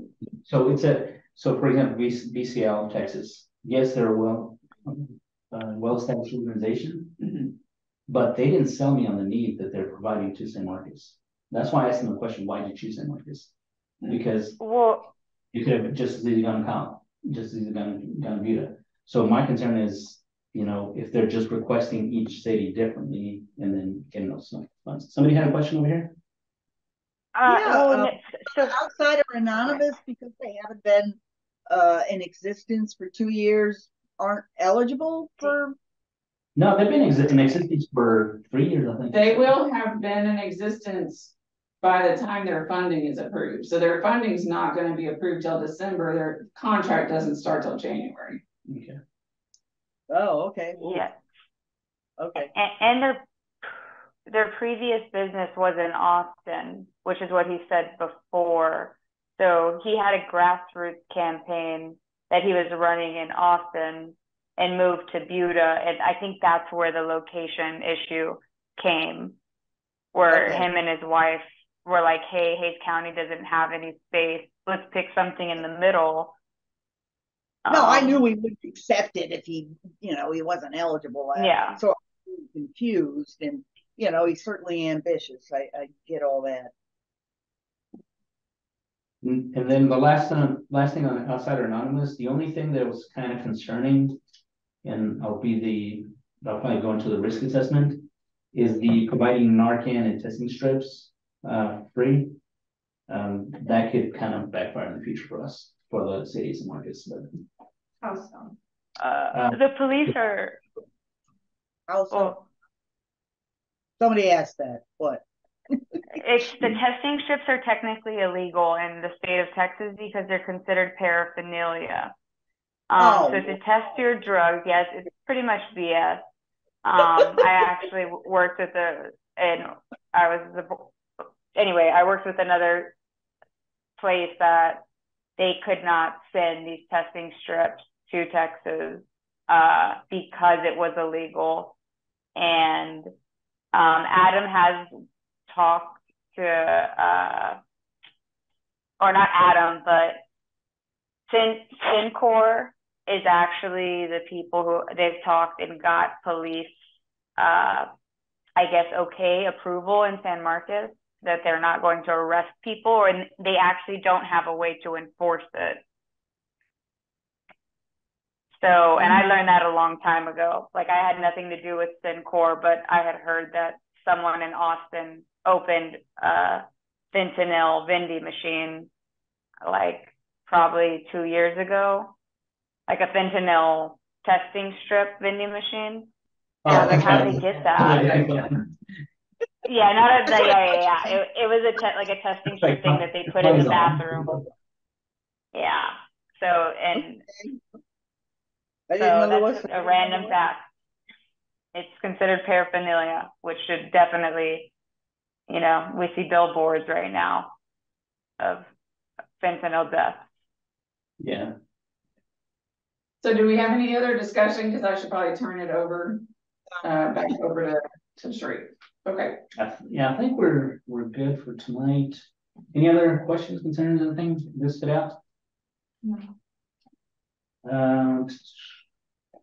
I really like the Any Baby Can. That was great. And then the Senate course, I gave them perfect hundreds also. I really like their presentation and what they did. Okay, so we're gonna move on to number 6, reports. It's now time to receive any updates from board members on activities since the last meeting. Does any board member have an update for the group? Okay, we're gonna move on to future agenda items. Board members may provide requests for discussion items for future agendas in accordance with the board's approved bylaws. No further discussion can be held related to topics proposed until they are posted on future agenda in accordance with the Texas Open Meetings Act. Any board member want to request any future agenda items? I do have one, even though I'm not a board member. Okay, so obviously we are struggling to get y'all minutes. Yeah. I have checked with the city clerk, and it's not a state law requirement that we do minutes since we are recording the meetings, but it is a requirement in the rules and regs for the board. I can tell you the reason we're struggling to get to them is we have opened a housing rehab program using CDBG funds that is now rolling, and it's a very big program that we're trying to get off the ground, and so staff is very involved in that, in addition to the other grants that we serve. So Human Services Advisory Board for us is a part of what we do. So my question is, what would you think about us putting on a future agenda the board approving not having minutes this year? Now that's just a question. If you want them, I can certainly try to get them to you, but we are obviously really struggling to find the time. I do. I'm okay with no minutes. So I've only gone back to watch the video a couple of times. Do they do closed captioning? Is that available? I'm just thinking about like accessibility and folks who can't access videos either for hearing or I can find out. I'd have to They ask. do on Zoom. I have you guys on closed captioning right now, like live. Right, but we aren't recording the meeting that way, so I don't know if when people access it, upload if that would be available. I'll find out from our communications department. Yeah, so that was I had thought for like members of the community with different abilities to be able to access. Oh, no, that's a like fantastic, like quite a fantastic question. In that sense, Carol, I would say check with council and then check with city manager if they're okay with that. I'd be okay with that. Okay, we absolutely, sorry, I'm jumping. We absolutely are not going to check with city council on this. So this is a board rule and regulation that is up to y'all. It's not up to city management, and it's really not up to council. It would be up to y'all. So I'm okay. I'm okay with no minutes. I found the minutes useful when I was scoring last year, but if I mean, if you're trying to get another program or whatever it is you mentioned off the ground, and you're struggling to try to get minutes together, and we're already, what did you say, 2 weeks shy? Yeah. No, I mean, obviously it's not feasible or practical this year. So, but I don't think the minutes are useless. Definitely not. I found them to be very useful when I was trying to score last year. Okay. To answer, Mariana asked what's the norm kind of for the other boards. I haven't looked into it. I know that, for example, I believe City Council and Planning and Zoning Commission, which are pretty heavy agendas, have action item minutes. They just try to track the actions that are requested. HSAB minutes have been different because there are some specifications in the rules and regulations that have said like we have to capture what each person says a little bit. So it's kind of more intensive minutes than what are required normally. Right. Since we don't have much action aside from when we begin to make decisions. Right. Yeah. So it's specified in the rules and regs that we're supposed to capture the essence of what each speaker says. So it's kind of a lot. is it possible for you to send me the raw file of the video? And I'm like, I can like mess around with it. I might be able to find a way to get it translated. We do have to, so we have started along with the video and the audio, we have started clicking the button for Zoom to transcribe it. So we do that. It's just like I haven't looked at it to see. I haven't actually been able to access the files yet. I don't know what they look like because I was trying to open them and I couldn't. So I don't know. I mean, you're welcome. Would it help if I came by? Would it help if I came by and like came to the office and kind of, you know, tried to help you out?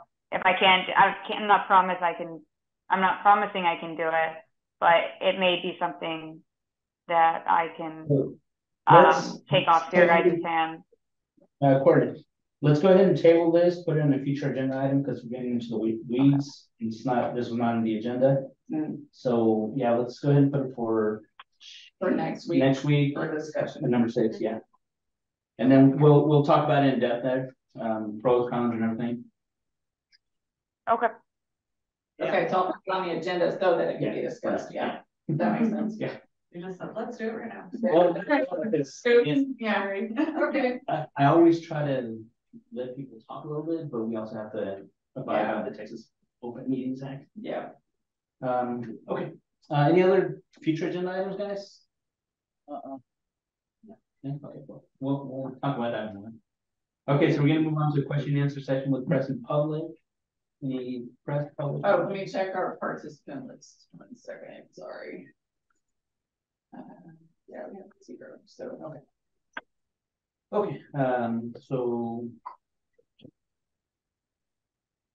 let's go ahead and move on to number 10, adjournment. Thank you everybody for showing up and participating today. Do I have a motion to adjourn the meeting? Motion. We have a motion for Yancy Arevalo, and then do we have a second? Second. Gloria? Okay, so Gloria Quinn, second the motion. All in favor of adjourning, say aye. Aye. Aye. Aye. Any opposed?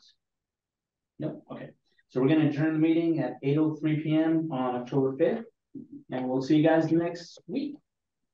Okay, thanks. Sorry, Courtney, didn't want to cut you off.